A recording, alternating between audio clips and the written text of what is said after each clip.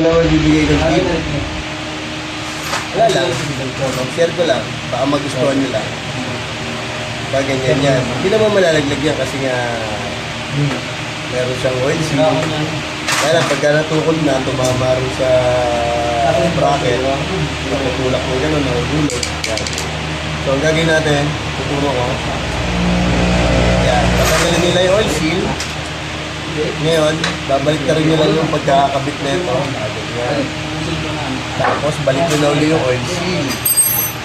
Yan. Then, balik nyo uli yung oil seal. Pang report. Yan.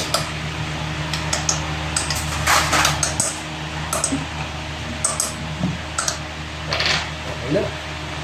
Okay na ulit. So, balikan natin yung kanyang hub. Yan. Ito yung kanyang double bearing na hub.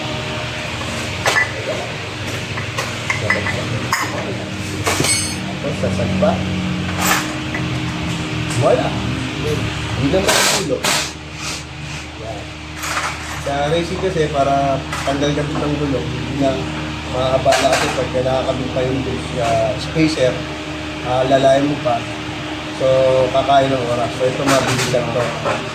Hindi mo na alalayan yung spacer.